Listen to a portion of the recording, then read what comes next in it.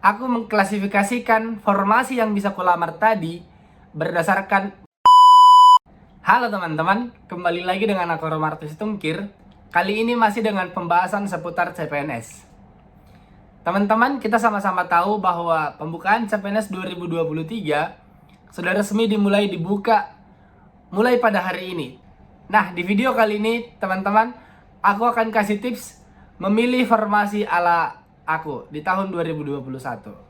Nah, tips yang pertama dari aku, catat semua formasi yang bisa teman-teman lamar di CPNS 2023 ini. Nanti kalau teman-teman kunjungin portal SSC ASN itu, teman-teman sudah bisa melihat formasi-formasi apa aja yang buka di tahun 2023 berdasarkan kualifikasi pendidikan dan jenis pengadaan. Misal kalian adalah jurusan S1 Sosiologi, samalah seperti aku ya cerita ini ya. Misal teman-teman S1 Sosiologi dan teman-teman ingin melamar di jenis pengadaan CPNS. Nah, klik aja jurusan Sosiologi, jenis pengadaan CPNS. Nah, nanti teman-teman di situ akan keluar semua formasi yang bisa dilamar. Nah, kalau dari aku sendiri, aku mencatat jurusan yang bisa kulamar tadi. Nah, kalau teman-teman mungkin bisa buat di Excel supaya nanti bisa diurutkan. Nah, teman-teman catat semua formasi-formasi yang bisa dilamar oleh jurusan Sosiologi tadi. Berikutnya, tips yang kedua, aku mulai mengklasifikasikan formasi yang bisa kulamar tadi. Aku mengklasifikasikan formasi yang bisa kulamar tadi berdasarkan banyaknya jurusan yang diminta dan banyaknya formasi yang diminta. Teman-teman, ini sangat penting karena banyaknya jurusan yang diminta sama banyaknya formasi yang diminta.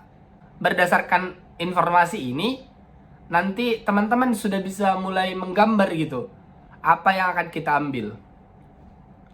Nah, sebagai pertimbangan untuk teman-teman, formasi dengan jurusan yang diterima itu banyak, tentu peluang orang yang akan mendaftar ke sana juga akan semakin banyak. Sebaliknya, formasi yang menerima jurusannya sedikit itu akan membuat peluang-peluang orang lain untuk mendaftar di formasi yang teman-teman inginkan itu semakin sedikit. Kalau yang diterima itu banyak, juga memungkinkan peluang teman-teman untuk lulus di formasi yang teman-teman pilih ini juga semakin banyak. Sebaliknya, kalau formasi yang diterima itu sedikit atau mungkin satu, nah ini cukup rentan teman-teman.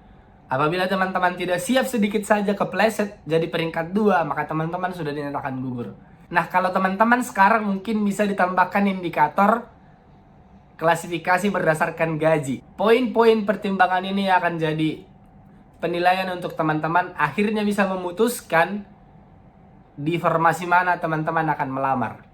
Tips yang ketiga, kalau dari aku, sebaiknya sebelum memutuskan formasi yang akan ku ambil, aku cek dan recheck dari tahun sebelumnya. Nah, teman-teman, dulu aku sebelum memutuskan akhirnya memilih di formasi yang kulamar sekarang ini, aku sebelumnya sangat tertarik banget di Kementerian Hukum dan HAM. Karena menurutku dengan formasi yang diterima 140 sekian, dan menurutku itu cukup berpeluang, aku sangat tertarik banget untuk melamar di sana. Nah, tapi akhirnya keputusanku berubah setelah aku melihat atau cek dari tahun-tahun sebelumnya, yaitu tahun 2020. Di tahun 2020 itu, formasi yang diterima hampir sama, tapi yang lamar itu sekitar 140.000 orang lebih. Wah, ini pelamar yang cukup banyak kan? Dan aku tidak percaya diri untuk bisa mengalahkan ratusan ribu pesaing yang ada di formasi itu.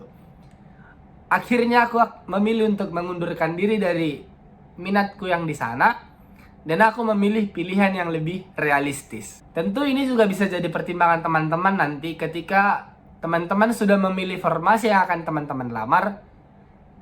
Cek dan recheck berdasarkan hasil tahun lalu. Nah, ketika teman-teman sudah memilih formasi dan sudah recheck dan recheck, teman-teman juga sudah memastikan bahwa ini adalah yang akan teman-teman ambil, ada satu tahap lagi, yaitu diskusikan bersama keluarga dan orang tua.